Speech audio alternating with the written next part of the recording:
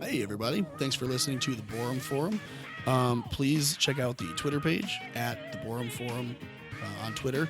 Also, the website is theborumforum.com, and you can see the iTunes subscription is free, as it always will be, on iTunes, the Borum Forum. Patrick and I are going to talk tonight about Jeff Sessions and a bunch of other fun stuff. So, without any further ado, Patrick, this is the Borum Forum.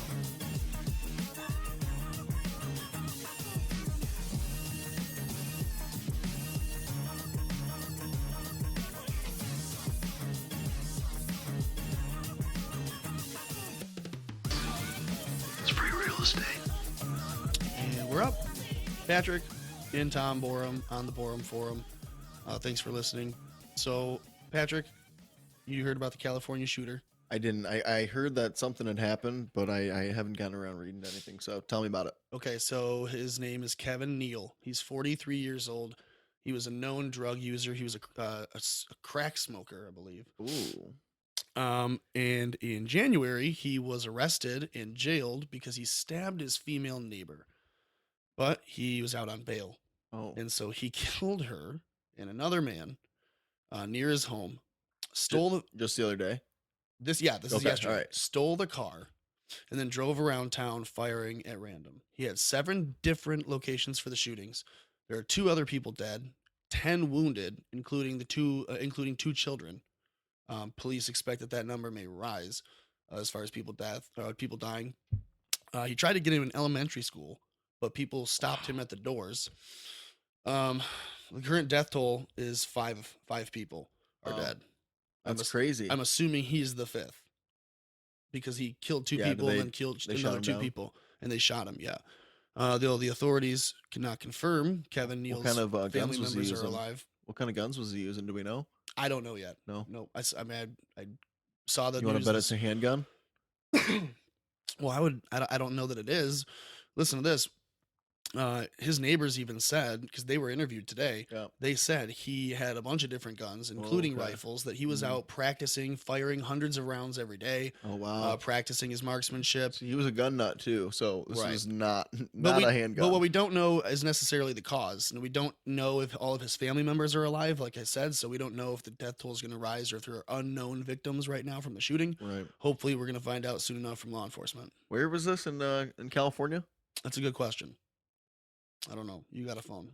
Yeah, well, mine's recording. Mine's recording us right now. So, and I didn't bring my laptop up. So yeah, here I can pull it up. But yeah, I don't know exactly where in California, but I think it's gross. That's really sad. It's been a rainy day today, and it fits the mood. I'll tell you that. Yeah. California gunman killed his wife before rampaging through the community, attacking an elementary school. It's just this is sad. In Northern California.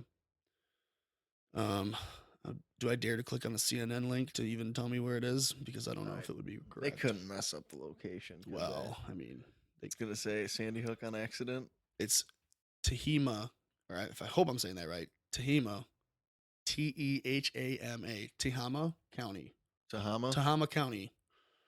Boy, I hope I'm not saying that wrong. Yeah. Yeah, Northern California. That sounds right. Man, it's messed up. But you know that a lot of people now are going to make it about gun control. Yeah, probably. I mean, it's really just a mental illness. I mean, that is the root of all this. Right. And it's no moral education.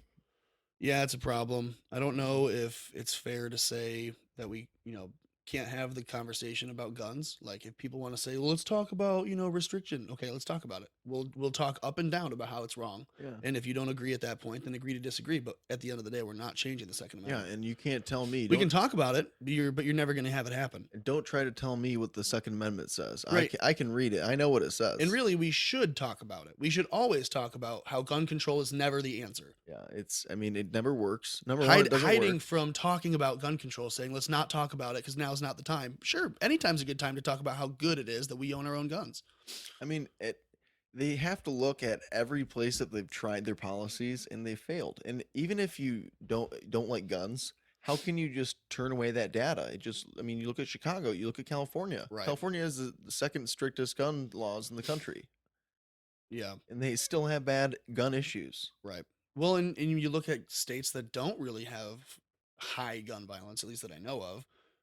Texas and Nevada, but they have, I think, and I say They have gun violence, but the unjustified gun violence well, that's what is I'm, catastrophically higher. It's like justified gun violence is if someone's on your property, you shoot them. You're well, that's what I'm justified. talking about. Right. I'm saying the stuff that is not justified, like Yep. these shootings. hmm Like in an area of You're northern, correct. like in an area of Nevada, like Las Vegas, where there's crime, but there's not a lot of mass shooting crime or like shootings over one or two people as victims. Yeah. So when there is one hosted there, we'll say Like in a it makes me question, like, okay, what's the likelihood of that happening? Like in Colorado, like you saw the Aurora shooting, like you say, well, what's the likelihood of this really going down the way that they said it was? Yeah, the thing is Because like, they want it to be a gun control issue well, the thing is like in a country of 330 million people, or more. it's so statistically small that like bad things are always going to be happening because it's a large population. Bad stuff Right. happens, but it's so statistically small that you'll be inside of it. Be part of a mass shooting. Like it's more probable that you'll die of a vending machine falling on you than being in a mass shooting. But it doesn't neglect the fact that they still happen. Right. Interesting. All right. Well, I wanted to talk about the letter from the Justice Department to Robert Goodlatte. Have you heard the speech at all that Trey Gowdy gave at a university? It was like Liberty something. I did not Trey Gowdy. Yeah. Okay, the gentleman from South Carolina. Yeah, he was great. So he gave this big long speech, and I could play some, but I'm not going to. I think you can go look it up. It's like honestly, it's like probably a half hour or longer. Oh, okay. I want to say, and it seemed like it could have been a commencement speech of sorts. What was the event? It's like a fundraiser or something like that. Or I honestly don't know. It was Yeah. just a clip of Trey Gowdy speaking speaking. to what I thought was a student population because of the way that Interesting. his speech. And I'll find it and bring it up, and All right. we'll link it Yeah. in the blog post. Send me a link. I will. But you can go Google it yourself too. It's on YouTube, is where I watched it, and it's a speech of Trey Gowdy talking about hope and how hope is important if you agree with holding up the law. And so he talks about, like, first he has to ask people, like, do you support in the rule of law or not? Like, do you support the rule of law, and why? And why do you believe that? It's something to that effect. Then he Right. talks about, now if you are with me in support of the law no matter what, because it's the only thing that keeps us honest and loving and hopeful or whatever, then hope is that big third one or whatever he says. And he talks about being at a wedding and hearing the word hope all the time, and he's like, okay, hope obviously is really important, so you have to have hope in your job. And then he talks about people that speak about speaking truth to power and uprising, but they don't have any real hope. They're already leading that cause. And he basically talks about the hypocrisy of people that want to lead with virtue signaling to people. He wants to basically highlight the fact that Hillary Clinton is corrupt and hypocritical without naming her. And it's this big, weird, murky, like, read between the lines of what he's saying, basically talking about Like an allegory. yeah, of- he's of like, just her basically situation. he's saying, like, don't be surprised. He's like, are you not on board with finding Like corruption where it is? He defines first? morality. Right, it's like absolutely. He defines a line and then he shows how basically she has crossed it multiple times. Right. He said, I know he's on record before saying, like, he's never had to tell a jury that murder is wrong. He's never had to convince a jury that assault is wrong, because we know that there either is evil and then there's good. It's not everything is a gray area. And whenever you're talking criminal case, you need to make sure that you are making a case in black and white, and that there cannot be a gray area with the jury. He talks about that, and then he says, are you not on board to have black and white justice at the end of the day, and not say, well, we're going to let him off on this because we're not really sure, and it's, this and that, and people are playing politics. So he basically outlines why it would be important and necessary in his position to think that the United States government has any hope moving forward if we don't go after people that have been openly and knowingly corrupt. Yeah. And then at the end of it, he basically says, like, we're gonna, see what the next. It was very, like I said, it was Interesting. crypto speak. It was very interesting, and I think the video now I'm remembering it was called, like, Like Trey it could- Gowdy. like it- Trey Gowdy just, like, sent a message that'll have Donald Trump cheering. Yeah, That's like, what the like video's it's like called. a foreshadowing almost. Like like you're in a book Yeah. and it's like the beginning of the story where it's Yup. like, oh, It's like the prologue. the past is the fucking pressure. prologue. The pressure is building. Exactly. So, anyways, this is a letter. I know Spicy. we got off, but that is That's the very context. That's the spicy. context for how I want to share this. All right. So this is a letter dated the 13th, to the Honorable Robert Goodlatte, the chairman for the Committee on the Judiciary from the U.S. House of Representatives in Washington. And it says, Dear Chairman Goodlatte, this response to your letters dated July 27, 2017 and September 26, 2017, in which you and other members request the appointment of a special counsel to investigate various matters, including the sale of the Uranium One, alleged unlawful dealings related to the Clinton Foundation, and other matters. We are sending identical responses. This is so great. We are sending identical responses to other members who joined your letter. As noted during our prior meeting in response to your letters, the Department of Justice takes seriously its responsibility to provide timely and accurate information to Congress on issues of political interest and seeks to do so in a non-political manner that is consistent with the department's litigation, law enforcement, and national security responsibilities. Additionally, the department leadership has a duty to carefully evaluate the status of ongoing matters to ensure that justice is served, that the department's communication with Congress are accurate and complete. So what's the what is the big idea of this memo? So the first half of that to me sounds like he's saying, one, we've already begun. We've sent out letters telling you, like, tongue in cheek. Hey, you're not tongue in cheek, but read between the lines. We're sending you a letter saying, hey, we heard you. We've appointed people to dig into this, or we've put the formal request together for this to be investigated. Who is that from? The U.S. Department of Justice. Okay. And it goes as far to say that they cannot discuss this, even though it's a point of public interest, because they want to communicate accurately and completely to Congress when it's time. And so he's saying, why aren't you telling us about this investigation in Uranium One? And he goes, we got your letters dated back July 2017. We're looking into it. Yeah, exactly. Basically, they're saying we're getting our information. The optimist in me would say that this is a sly attempt to leak knowledge that, hey, there could be an investigation, which in some people's minds is as good as one. Because if they thought Trump could be investigated, they all reported Trump might be under investigation, and that just becomes he is. Yeah, and it became into the 12-month story we got from CNN about the Russiagate. Now it also says they want to be compliant with in a non-political manner, so that means they have to get their facts straight. They can't just look like they're going after Hillary for a pound of flesh. Cross their T's and dot their I's. Exactly. Additionally, the department's leadership has a duty to carefully evaluate the status of ongoing matters. They can't say, we have a duty to carefully evaluate ongoing matters if this isn't an ongoing matter. In other words, another hint that this could be already ongoing. Then these are the next two paragraphs. Ongoing, now correct me if I'm wrong. There's more to it. Would ongoing mean that it's currently continuing? That there's corruption continuing from the Obama administration into the Trump administration? No, what he's saying is if it's ongoing matters, evaluate the status of ongoing matters.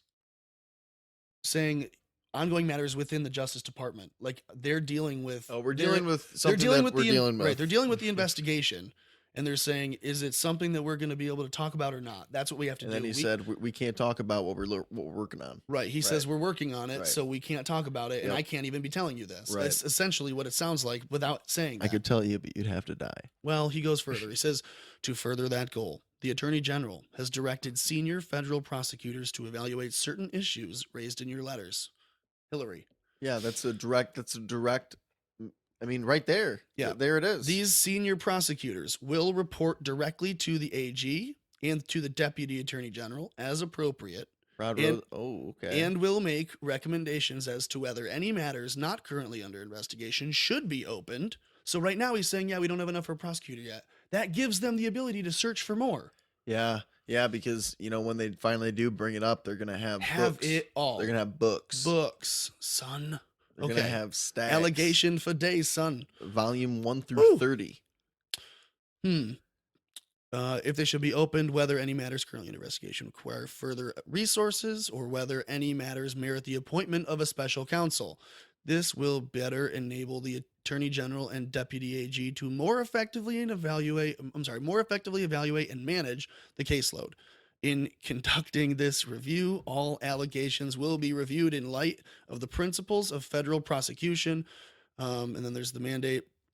At the bottom, as you know, consistent with long-standing policy, the department does not ordinarily confirm or deny investigations, and this letter should not be construed to do so. While this policy can be frustrating, especially on matters of great public concern, it is necessary to ensure the department acts within the fairness and thoughtfulness and always in a manner consistent with laws and rules of the department. So I see this and I say they are trying to go so clean and by the book on getting her because they know they thought a fair election, Well, and they are still getting told that they did it illegally or corruptly or collusively. So I feel like what they're going after now is saying we have to get her by the book. We have to have all of our cards in a row, or all of our yeah. ducks in a row, all of our cards straight, and lay down a loner hand and not let her get up from the table or try to ante up or whatever you want to make the stupid analogy. They want to get her dead to rights. Yeah, That way the media can't ignore it. And there's you so can much- already see it happening because the media's dissing and ditching and dumping Hillary left and right. They're trying to make Donna Brazile look bad and discredit her on CNN because she came out against Hillary. And now people are going, well, maybe we should get, our pound of flesh out of the Clintons. Well, there's so much political ramifications that this would bring. I mean, the Democratic Party could legitimately break up. It would have no It's funding. already over. Yeah, it could It's already fall over. apart, and the whole situation is just mind blowing. All right. So ordinarily, they do not confirm or deny an investigation. This letter should not be construed to do so. It is necessary to ensure that the department's, all that stuff. We can take it two ways. Either that means the Clintons are definitely under investigation, and that would not have been announced. But we have 31 sealed indictments in Washington, so that could mean trouble for the Podestas, but also for Bill and Hill themselves.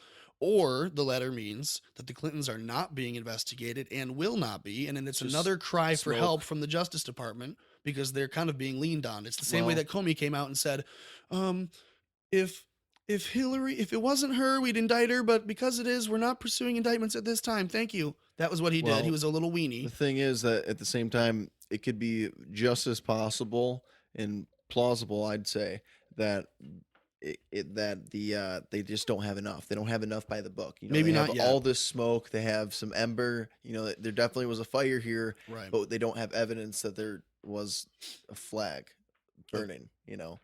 Interesting. Yeah, I analogy. mean, false flag. Well, other news this week. The I Believe Juanita Oh article. my gosh, yes. This is an op-ed. Me too, baby. Op-ed from Michelle Goldberg, who is a New York Times editorial writing in politics, gender, religion, They ideology. finally believe what it a says. woman. That's what it says on the page, that she does politics, gender, religion, ideology. On the 13th of November, 2017, she wrote 9 paragraphs of, this is my quote, reasons why we should not trust allegations of sexual assault or misconduct if they're coming from right-leaning media sources, while at the same time burying the lead. She believes herself, Michelle Goldberg, believes that Bill Clinton raped Juanita Broaddrick. Michelle Goldberg at the New York Times now admitting that she does and others should believe in Juanita's story, that she and Bill Clinton had plans to meet in a hotel lobby cafe, that at the last minute they changed their plans per Bill Clinton's call to Broaddrick at her hotel room. That was where they were going to meet. That's where he forced himself on her, raped her, told her that she would be silent about it. At the dinner event they later attended in the evening, Hillary herself comes up to Juanita, cups her in the hand and says, "Thank you for everything that you've been doing for the political house." Juanita Broaddrick reports that rape to 5, count them, 5 different outcry witnesses, and it's taken 25, count them, 25 years for the leftists, mainstream media to catch on, to believe the rape victim. 1992. When there's no defense from the Clintons, there's not even another side of the story, just complete denial of it entirely. Yeah. And it's they're only doing this now that, Clinton lost and it's politically advantageous. They're saying, well, we have to believe every woman. So now we have to, follow through on our logic and Right. say, well, we believe Juanita Broaddrick too. And it's an And op-ed. she It's had like an said- unpopular op-ed. Well, she had said that that Bill Clinton was no longer suitable for Listen to this. public life. I'm going to get there. Yep. So Bill Clinton is recognized on Wikipedia for being accused of sexual misconduct by 3 women, Juanita Broaddrick, Kathleen Wiley, and Paula Jones. 1 rape, 1 groping, 1 indecent exposure. Okay, the Wikipedia page on Bill Clinton's sexual assault and misconduct allegations also states that there are many more women who Yeah. claimed to have had consensual sexual relationships with the former governor and then President Clinton. Troopergate, for anyone that remembers that, was the scandal in which Bill Clinton used the Arkansas State Troopers to set up and cover up sexual assaults while he was the governor. Bill Clinton himself only admits to ever having sex with 2 women other than his wife Hillary while they've been married. Isn't that nice? Only 2? He says that he had sexual relationships with Monica Lewinsky, although he lied about it for a very long time. I did not have sexual relations with that woman. And Jennifer Flowers, he lied less about that one, and I can see why if you compare the two as side by side. But there are, of course, other victims in the wake of the Clintons without naming anyone deceased. Kathy Shelton comes to mind. She was the woman who was raped as a child. She watched her rapist walk free after Hillary Clinton defended him, laughing about the fact that she was able to get the man off for a rape on tape. For a rape that he committed while the little girl was present, laughing in her face. And now Kathy Shelton lives as all these other women do, a normal life as she can afford it, while people hear her story and others like it, accepting them at their word. But they do nothing to investigate, prosecute, or otherwise pursue the Clintons, simply starting with their crimes aboard the Lolita Express, helping Podesta hide child trafficking and pedophilia, etc. Yeah, they just say, well, the right is doing it, so we need to. And it's like, well, the right wasn't doing that when Bill Clinton was around, man. No. The Bill Clinton popped the bubble of morality and politics, Yeah, okay? because the Republicans were the ones who said that there was like morality mattered, that like ethics mattered. We were the good guys. Your principles mattered when you were being elected, because you're not just representative of the population, as Ben Shapiro would say, just sitting in the office, pressing a button, doing what basically a trained monkey or a dog you could either do what the electorate says, or they elect you and you work upon your own opinions. Right, and you do things for them in a good way. So principles of the electees do matter, and when you elect an accused rapist like Bill Clinton to office in 1992, and then numerous affairs are ongoing and no one's reporting it. Okay, so New York Times' Michelle Goldberg finishes the editorial saying she believes it's due to Juanita Broaddrick's statements that Bill Clinton is rarely accepted into polite political society. That's what you were going to say earlier.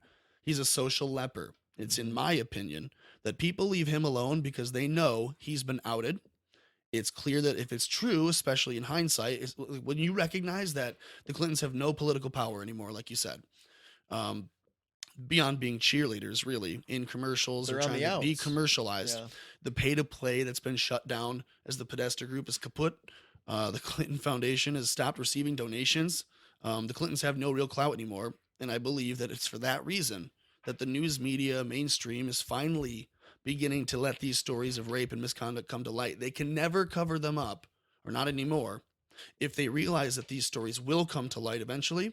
And they already look bad for killing some stories. If you recall, the sexual relationship story that Newsweek killed in 1998 regarding Bill Clinton and the White House intern engaged in that sexual relationship. They killed that story, and the leaked rumors of the fake news regarding the president were published.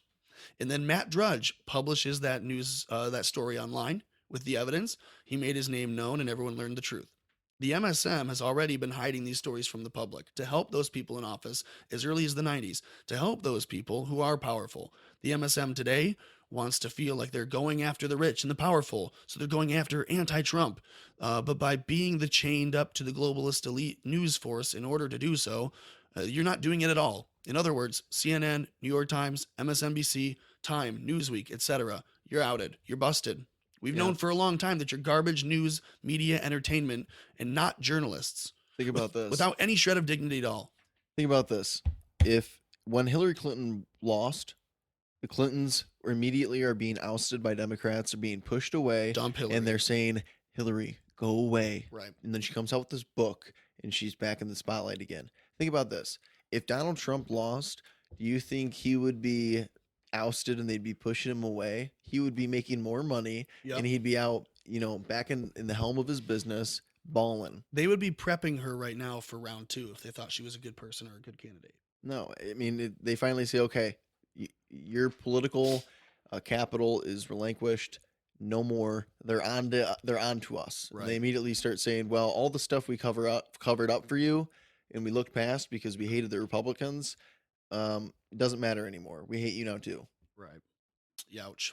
Well, and by the way, we have to thank Project Veritas in part of this, because they've exposed that. They've confirmed what, like he says, what O'Keefe says. He says, we confirmed what we've already believed to be true. The largest news organizations in the nation are shilling for the Democratic Party. They supported Hillary until it was unpopular. They're far, far leftists. Yeah, they supported Hillary until it was unpopular to do so. And negative reports were unavoidable. But until Donna Brazile, they all denied that the Clintons had ever done anything wrong. Even some today, like CNN, continue to go after defending the Clintons. They're calling into question Donna Brazile's credibility, authenticity. After she quit working with them, after they'd asked her not to share the story and to stay quiet about Hillary having broken the law. They're not critiquing her credibility and honesty because they think she's wrong.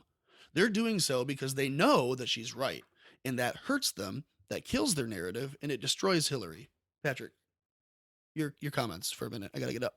Yeah, sure. Well, yeah, it's just very interesting because the MSM creates the narrative, and now we have inevitable proof that MSM and the media monster that it is run by leftists.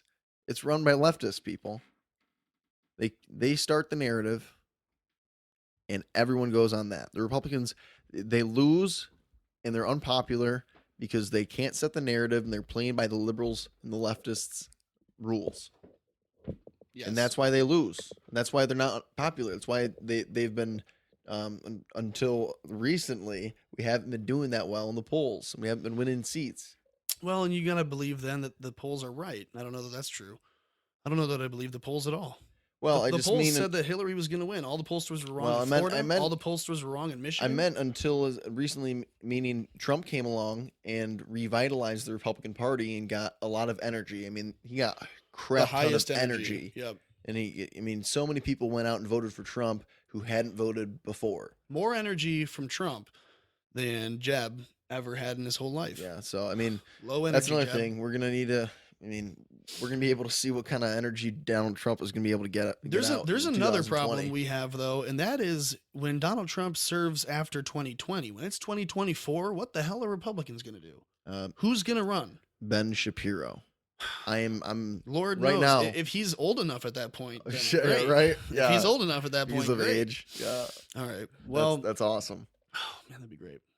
Go off from like a He'd be pretty good. Trump, just like kind of. I mean, in the worst Trump sense, wins the culture, and then in the worst sense, Donald Trump is a shakeup. So if you can say, and I mean, like in the worst case scenario. In the worst case scenario, thank you. Donald Trump is a shakeup. So what we would then want is Ben Shapiro in the driver's seat to put the pieces back together the right way. Yeah, it's like we're heading towards the cliff. I'd be good with that. Electing Hillary Clinton would have been just pressing the gas. Electing Donald Trump, he's terrible. Just swerving a little bit. He's swerving, so it's just going to take a little bit longer. He's testing the suspension, and he's not hitting the brakes though. He put it in neutral. He said, "Screw it, I'm just getting good gas mileage." No. And then Ben Shapiro comes in 2024, and he starts just going ham on the brake. I don't think so. All right, well, let's get into the. I told you about this last week, and I've been thinking about this for a little while. It's not all fully fleshed out, and this is just kind of like the first work of this theory. We keep kind of adding to it as I go. It's not all worked out. Something you were thinking about, and it kind of made sense. I think it makes sense. Yeah. So I think that Stranger Things, if you've seen Stranger Things, I think that it could be an allegory for dangerous spread of leftism. And what I mean is Islamism, feminism, speech and expression that is under attack. Bad ideologies. Exactly. The regressive ideologies that you see around the world that are not Western at all. Are we going to have any spoilers? Are we going to have spoiler alerts? Well, here. Yeah, if you have not seen Stranger Things so far, if you've not seen it yet, I would not listen anymore. Well, I would skip forward a little ways until you can tell we're not talking. If you aren't going to be watching the show, then you don't care, and then just listen. Obviously, yeah, or skip on anyways because it's still just listen. This is history, okay? You should have seen the show by now. All right. Okay, so the story of 80s youth being corrupted, killed unceremoniously by a fear absorbing, panic eating monster that has control over them. Now, the first part that I would highlight in that is saying, interesting that now all of these people from the 80s who were children are coming out saying, look at Charlie Sheen raped Corey Haim. That the guy that, and I forget his name, but the guy that accused Kevin Spacey, and then all of the others It's that all the followed. child actors that are being molested in Right. Hollywood. And so I think that it's representative, perhaps, or at least it's fun to Compare. to just meta analyze it that way, if you would, to think like, okay, well, these could represent this, put it through 10th grade English class and say this could be this. Yeah, it's a theory. Yeah, it's just it's a thought. It's just that those kids are being pursued by this evil entity, and that it's bad, and that they all know that it's bad and it's scary, and they're trying to fight it together, but no one believes them that it's happening. Sounds an awful lot like a group of kids that are all being molested on the set of a movie. Yeah, and it's happening in small town America too. So like that type of thing is just so past minded, and no one would have ever thought that could happen here. Right. So here it is. Stranger Things has a lot more symbolism than that. I wrote some of this out. A lot of this is Christianity based, like some old C.S. Lewis stories, Right. like Narnia, that kind of thing. Yep. The main character in this case is a girl named 11. Her name comes from the tattooed number on her little arm from a medical experiment lab, yada yada. But they nickname her L because it's short for 11. L is also Hebrew for God. So it's interesting that her character is kind of like this messiah figure of the series, sacrificing herself on multiple occasions to save the crew of the 80s kids who need help getting away in the series. Yeah, in the beginning, the first season, 11 didn't have a father. She just had the father. We didn't know anything. But it about wasn't the her mother. real father either. It was a scientist that said, right. So it it could almost be like that. That's like the Jesus being sent exactly into the ether. Right, and she puts on Mike's sister's clothing, right, and puts on like a human image, and like finds herself living a normal life and being one of the men, like the Bible says Jesus does. But anyways, like Jesus, she does not have a known father, but she does end up finding out who her mother is. That's season 2. She's her father is the is not the scientist. Yeah, I don't think so. Yeah, that's yes. I don't think that's her real father. Yes. No, I don't. I mean, if that's a new twist, but so far right now we see those two in pictures, and she's pregnant and stuff. Like that's her. Papa. She calls him Papa. Yeah, but I think that's just what they were conditioning her to call him. No, dude, that'd be a huge plot twist. But well, they clearly have said that she's so. her dad. Yes. Well, dude, they also call the other Indian girl her sister. And they're obviously not related. Oh no, the Indian girl had told her, yeah, let's call each other sisters because maybe I gotta rewatch that. We're part of it. Okay, well, either way, she's tempted like Jesus is. Right. Scientists ask her to kill a cat with her powers. She refuses. I think that's similar enough, and it was pointed out in another when Jesus article. Is tested by in the desert. Yeah. What is that? Matthew? I have no idea. Could be. I wrote it down that it says from Matthew chapter 4 ? So I hope that that's accurate. Yeah. But Stranger Things is more than just symbolism. Okay, it's more than just symbolism of Christianity. I think it has a lot more to say on different levels or applications. Okay, so take, if you will, I'm going to lay this out. You tell me. I'm going to tell you when I'm done. You tell me if this sounds right or not. Yeah. Stranger Things. Will, the boy in the show, taken by the Demogorgon into the Upside Down. Like, really, if you haven't seen that show, this all sounds like insanity. I'm not it's taken by this monster into basically hell. Yeah, he's taken into the Upside Down. I think that's like the American constitutional rights. So Will is brought to the Upside Down by the Demogorgon. It's not explained why, but we know that the massive evil entity, whether that's considered non-citizens, whether that's considered people that come here as non-citizens, as refugees that want to kill you, terrorists specifically coming in. It's just the evil in the world. Right. I'm not drawing that any, direct line yet. I'm just saying the American constitutional rights for citizens are being stolen and applied to non-citizens in some form. Okay. That's the first point I want to make. If you have seen the show, that would kind of make some sense as far as how you imagining Will being brought into the Upside Down. So the kid is taken into the Upside Down. We don't know why, but everything in the Upside Down we see from demodogs.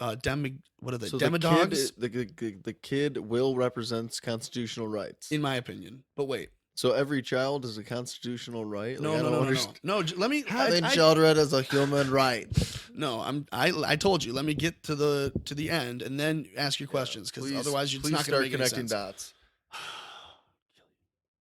All right. So, without any more questions, please let me get through it, because it's going to make sense. I promise. The massive evil entity in the Upside Down that controls the Demodogs, the Demogorgon, everything else from the Upside Down, that infected Will when he was trapped there.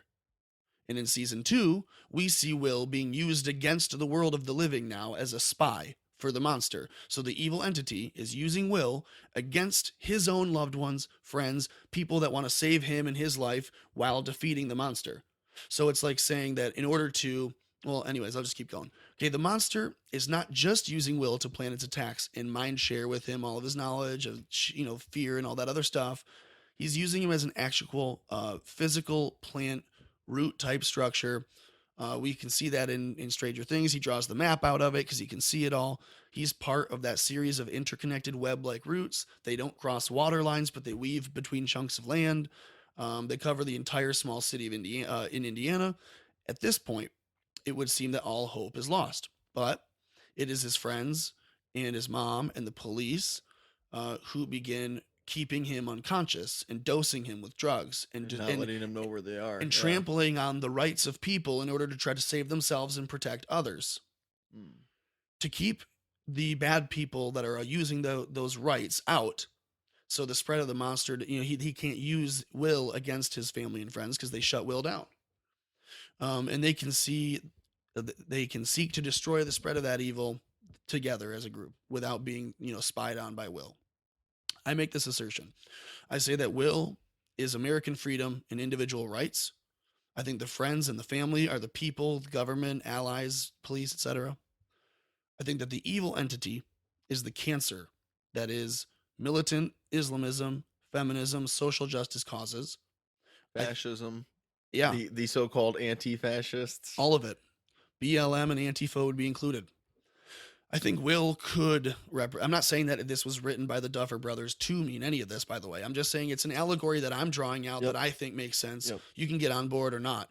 I think that Will could represent what's at stake if we don't defeat those threats of ignorance, of veiled bigotry disguised as deliberate diversity visa programs, or poorly concealed attempts to destroy free speech in public places where people are asked to leave for citing or disturbing the peace.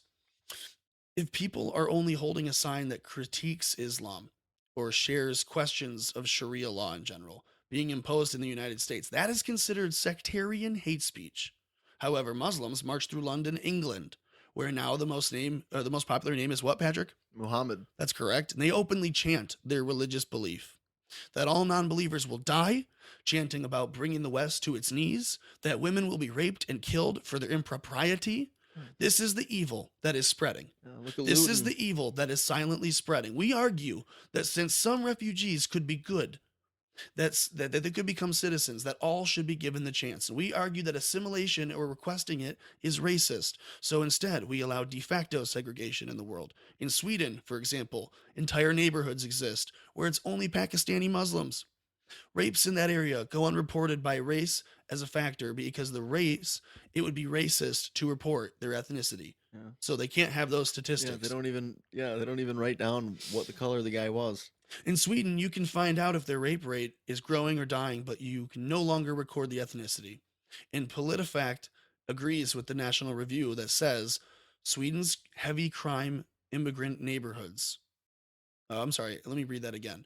Sweden's crime-heavy immigrant neighborhoods emerged gradually through accumulated effects of decades of open immigration. That is a leftist source admitting that it is a problem of immigration with open borders over decades. That is what they want for the United States. Now the claim, the claim made that Sweden's crime has decreased is based in numbers including car theft, including property crime, etc. These numbers are diluted. Well, they're false. Well, they're diluted by other crimes that would not be considered violent crime. Whereas the actual statistics for sexual assault numbers have spiked. And I've got a whole treat of them right now. Listen to this. These are all nationally backed by the Swedish National Council for Crime Prevention, and the United Nations Global Census Data Information. Mhm. Okay? Everyone agrees these numbers are accurate. This is the gold standard of research, is what this is coming from. You are getting the unfiltered news. The gold standard information right at you. Real stats. Okay, in 2016 alone, 140,000 incidents of rape were considered legitimate cases of or claims of rape. That's not to say illegitimate rape. We're talking about legitimate claims of rape, which is up in 2016 from 2015, where it was only 97,000. So that's like a gain of 43,000 rapes in a year. The percentage of Swedish women subjected to sexually related crimes in Sweden, in their home country, went up 70% from 14 to 15, from 2014 to 2015, having over 480,000 total incidents, including rape in 2015. Now, this gets worse. In 2016, the frequency of sexual attacks went up an additional 70% compared to 2014. The amount tripled out of since 2012. Those are the numbers. Of those numbers, only 11% of those reports, of those attacks, were reported to the police. This is from survey data, not from even like prosecuted data. Mhm. So this is one where I have to say, okay, look, if you're living in a society where only 11% of the attacks are reported, that's an awful area to live in. That's what's called a rape culture, people. And you're not just turning in the worst rapes. You're just turning in what, like it says, 11%, because in some way that makes you feel. I don't know. Think about This this. makes me sick to see that it's 11% of total rapes that are even discussed with the police, Think about how twisted these people think in because they know Sweden. that it won't be solved. Well, some people, there are these girls, there were these quotes. Peter Sweden is a guy I follow on Twitter. He's a reporter from Sweden, and he does a Yeah. lot of this really good research. And he was meeting with women that would say, yeah, I was raped, but, it's kind of, part of their culture. Women aren't really objectified. So it's like, oh, Right. whatever. I She don't care that I shouldn't was take- raped. She shouldn't take it personally. Yeah, she was being so tolerant to say, yeah, you can rape me. Yeah. I don't know. And give you even more context to this whole Sweden rape culture and rape capital of the world. Yeah, which of There's those so this is it, many. of those 11% that are reported, Mhm. only 8% are ever prosecuted. Yeah. And think about this. What?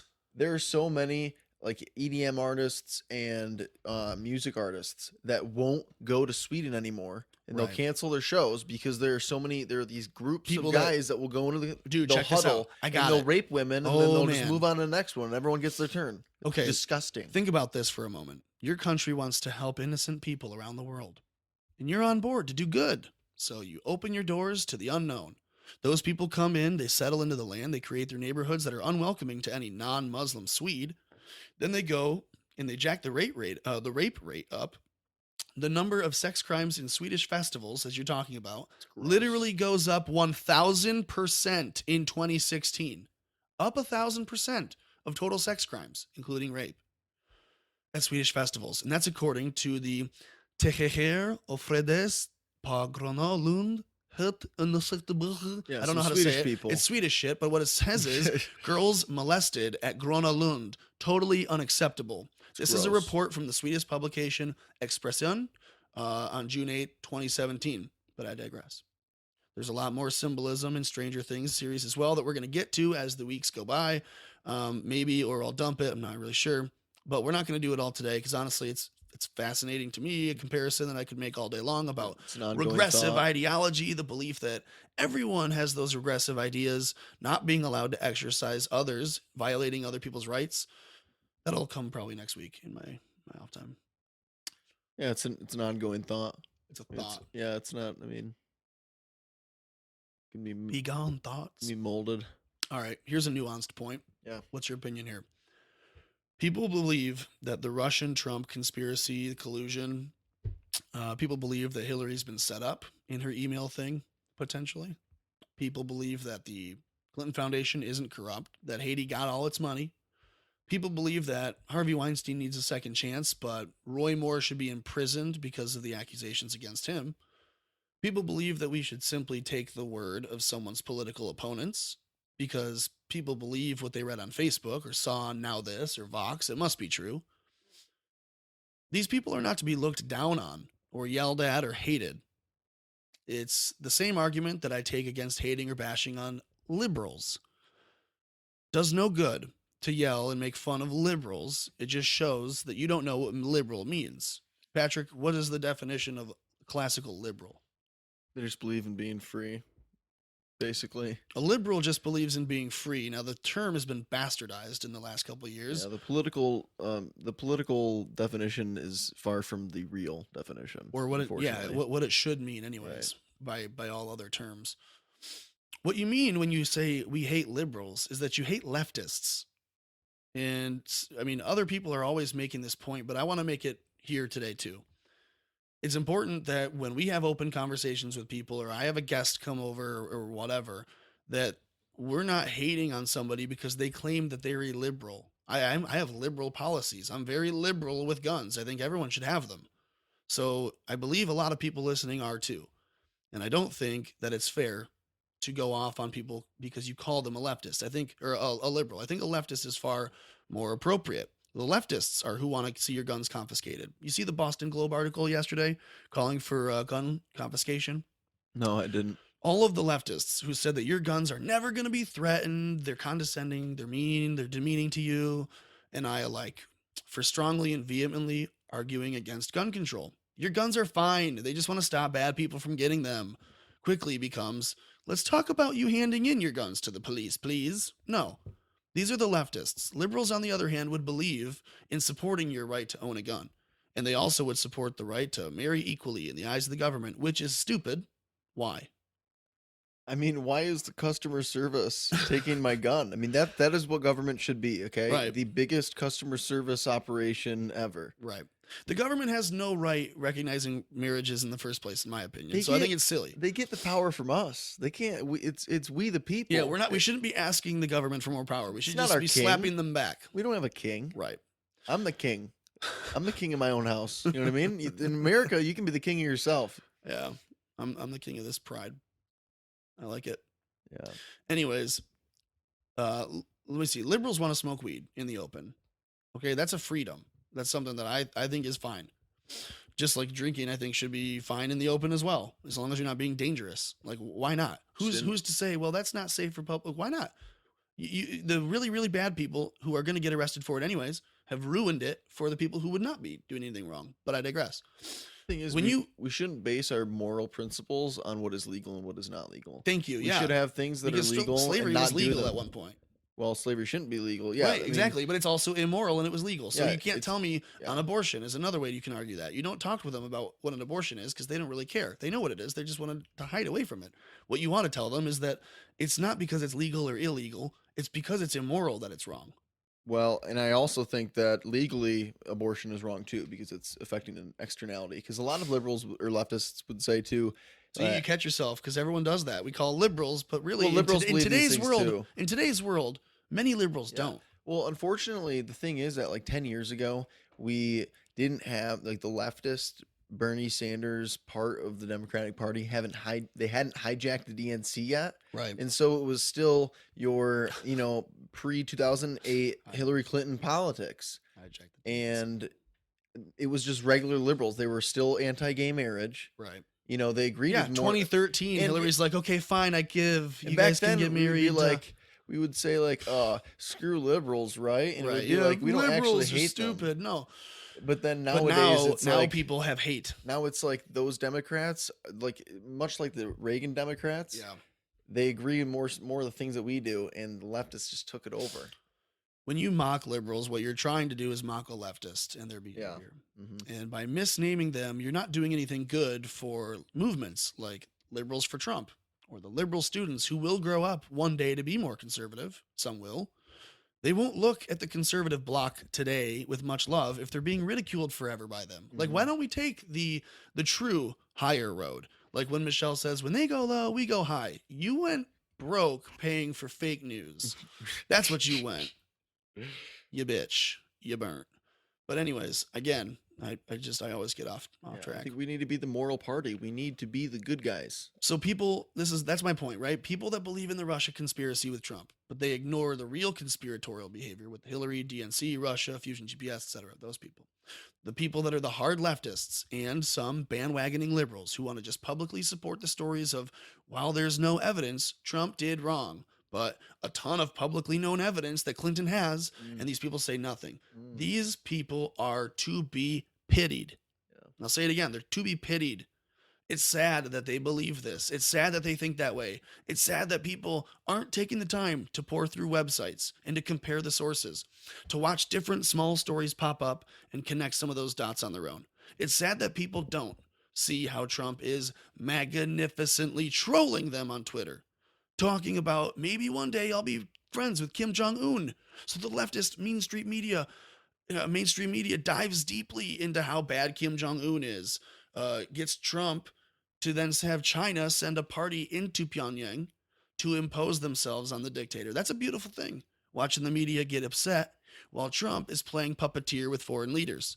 That's a fun thing for me to watch. And once again, you have the media setting the narrative, and everyday Joe, who doesn't just have a necessary need for information at all times like you and I do, Right. you know, he's just watching the news. I want to see work, 10 minutes after I go to bed, or before I go to bed. That's and he's it, just after work. Yeah, he's seeing these late night comedians, and it's just leftist BS. Yeah, give me 5 minutes of what I need to know, but it's not what you need to know anymore. Yeah, now it's just how can we dilute the true message and just get you to believe whatever we want. Yeah, we're playing games like we're having to deny what the leftists are saying, rather than telling people, hey, this is what's going on. Yeah, and it's less about, yeah, you're right. It's less about what is true or not and putting a spin on it. Now it seems like they're just selling stories. Which story is going to sell the most? They're just selling spin, and then we have to deny it. And it's a drama culture. That's what it is. It's not like we're getting more racist or more rapes or more violent crime or anything like that. It's that we're becoming more dramatic. These people tilt their heads back and scream to the sky because cameras are out.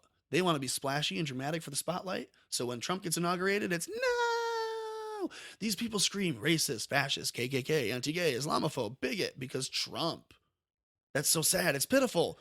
Instead of mocking them, I think it's just as important that Trump supporters and non-Trump supporting Republicans alike take the time to slowly, calmly deconstruct their beliefs. And not everyone's able to even discuss them. Many don't know. And if you're just asking questions calmly like a friend or like an ally for them, maybe you can convince some. I think 1 out of 10 is good because we need people in 18. I think that's in the bag. But for 2020, we want to have more people supporting Trump. And I think they will if people are calm and talk with them the right way. I think the only way that people will see reason that they need to be pulled out of their little bubble of hate slowly, like a surgeon, and not, brash and calling names. It's not a good way to ever convince somebody. You just ask questions. It's the easiest thing to do because the leftist arguments, they fall on themselves. Right. And again, it's not liberals, it's leftists, although there's stupid people in every bunch. Well, liberals, there's stupid people Some here. liberals are stupid too, but that's... Yeah. We all have our disagreements, but the real enemy here is the leftism. I mean, it's that far left, and they don't have arguments that they can hold up. So when you just ask questions and you just say, well, what do you think? So do you think, can I kill you if you're in a coma? Then they may think differently about assisted suicide or abortion. Right. Because they want to make sure that the language is fair, and they think in theory their belief works, when in reality maybe they don't know that it does. And they're very happy to say, oh, well, actually, we have a rape culture. Well, actually. And they'll go into what they believe, and then you ask a question, and they say, oh, well, and then the fact that you would ask that is insulting.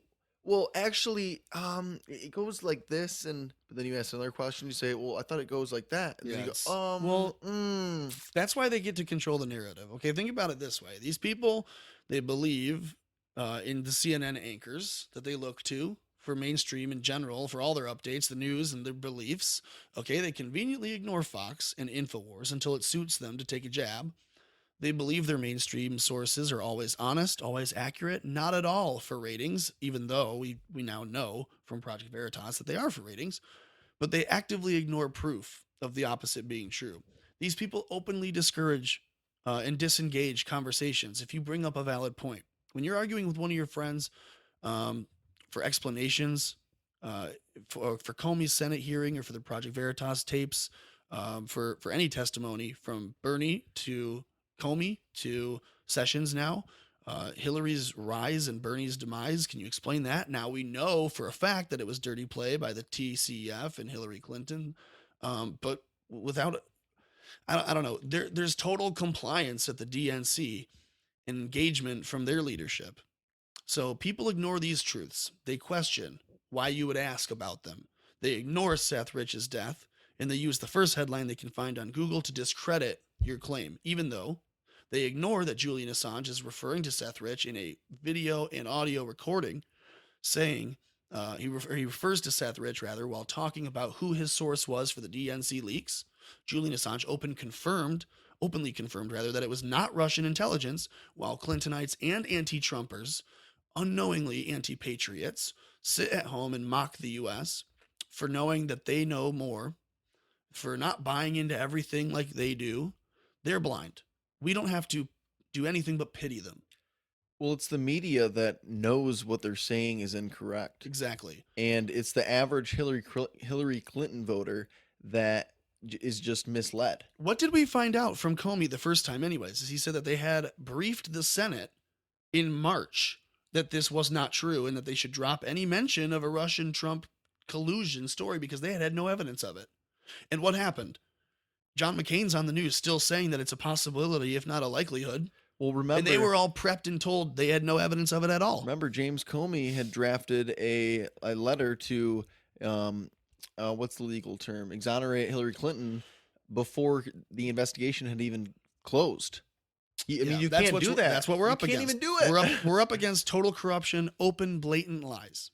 And the average Hillary Clinton voter doesn't know about it, or they don't care. Yeah, or that's they don't my care point. To know about it. They disregard questions of Seth Rich. They try to tell you that you're lying, even though Julian Assange has already kind of old but said it was Seth Rich. They say you're just a conspiracy theorist. Exactly, and they're the ones that are blind, unfortunately, to it. Conspiracies are just unpopular stories. That's all they it is. They won't allow themselves to hear opposing viewpoints. They won't allow themselves to hear evidence against their beliefs. Hence why colleges and universities around the country are closing off rights of free speech, creating designated zones where you can practice free speech. But otherwise, there are things you can and cannot say, protest, promote, etc. on campuses. The people that support all of this and think it's a good thing, we should pity them. They're sad, they're soft, dull, and dumb. Even the most qualified, well-read leftists in the world arguing for socialism and communism, globalism and New World Order. Believe me, I've taken classes from them professionally. They're doing so while ignoring the simple truths that capitalism has pulled more people from poverty than any other economic system. That communism is by itself responsible for the deaths of over 130 million people that we know of. And that socialism leads to the rise of dictatorships and they all fall. These people should be pitied, as you would slow down and take pity on someone with a mental insufficiency or disability. And I realize that sounds harsh. I'm not saying that you can call everybody that disagrees with you retarded. But what I am saying is that when you debate people on Facebook or you're talking with your friends at a party and they all say Trump's a racist and they laugh, but no one can back it up. No one has any evidence that they can point to. It's fine. Just to blow it off, make nothing of it. However, Patrick, it's unacceptable. And it's actually just as acceptable for you to call them on the carpet right there, whether you know them or not. If they're spouting off ideas and that they have to be able to say that they believe in things that they say are true, that they should be able to easily support them and defend those things. Well, here's the thing. If you're at a social gathering and you're not trying to get political, then don't. Right, of course not. And the thing is, like, the real war in politics is won by the average and everyday American that is just talking with the people around them in their lives. And that's what I mean. The best way to go about any political debate with your friends, or if you're feeling audaciously excited one night at a bar and you're like, screw it, I'm gonna really rile this guy up. I'm gonna wreck this guy. Yeah, facts only. But 9 times out of 10, you're probably just going to be asking questions and, really talking your high grade politics with like-minded individuals. Right. Well, that's kind of what I get to is like, you can have, that's the point, I guess, that I'm trying to make for that piece of that anyways, is you can look at somebody that makes that kind of a Trump's a racist joke or whatever you want.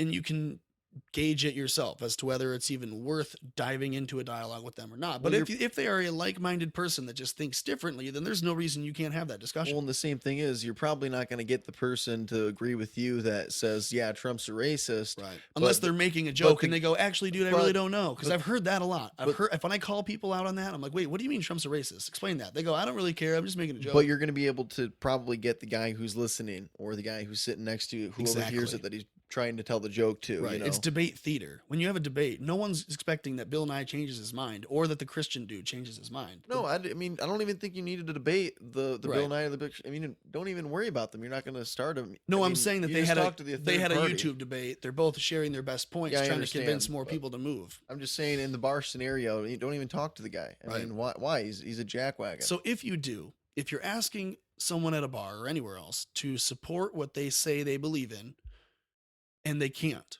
and if you've provided numerous outs, questions that can get them to open their mind a little bit more, to question for themselves whether they really truly believe it or not, to concede a little bit, or if it's just popular to say whatever they were saying, right? When they still cannot see that they've been a little bit lied to, or that CNN, maybe they can be untruthful because you show them Project Veritas on your phone, which is on YouTube. If you can show them that it's not really truthful news, that Obama did bankrupt the country 4 times worse than anyone else, that Hillary did sell uranium to Russia while losing the election and blaming Russia and Trump for it. If you can get any of these, this is great. And don't forget, Bill Clinton raped women. Right. Like well, women. Hillary didn't make a home for anybody but pedophiles, rapists, serial sexual abusers at the DNC, the Clinton Foundation, and the like. So if you can get people to see any of that evidence at all and more, and say, and then they say, it doesn't look like anything to me, like they're in Westworld, then maybe they're the folks that we should pity. They're the people who we have to save somehow. We have to treat them like children that simply won't learn or lesson or read a book.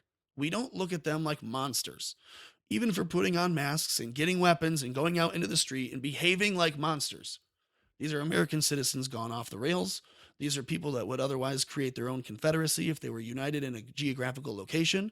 And just like that, we have to have an info civil war. It's like what they're doing in California. It's a civil info war. Like, if California secedes, great. Oh, well, we ought to treat everybody better, I think, in general. Would you agree? We have to treat everybody better in general. Yeah. I mean, I would, of course, always agree. Okay, specifically regarding these leftists then, when these 31 sealed indictments come out of Washington and they land upon Hillary and her crew, we're going to want to smear their faces in it. We're going to want to somehow, at least some of them are going to deserve it. Oh, we are. Some of them will deserve We're it. going to bury them, and we're going to welcome the Democrats with open arms and say, join the dark side of Republicans. Jesus. But what we shouldn't do, though, is go off alienating half the country and saying, haha, I told you so, F you, all the other stuff, because when the truth comes out, and it will, we'll need those people that are right now sitting on the fence. We'll need some liberals to join our side and to partner in ranks for an America First base of voters, not just for 2018, because like I said, I think it's in the bag. We need I'm moderates. talking about 2020, the moderates who are on the fence right now. And have a change of heart and believe in the Trumpism. And I'm saying, if we lead by example and we don't go after the leftists and say, screw you, we hate all liberals. That's why I line out the point that liberals are not leftists. There is a defining line there. There's a definition that is different. A lot of D words there. The point is, we can't be treating people like they're terrible for thinking a little bit different than us. We have to give credit where credit's due and say, hey, you're voicing your opinion just like I did.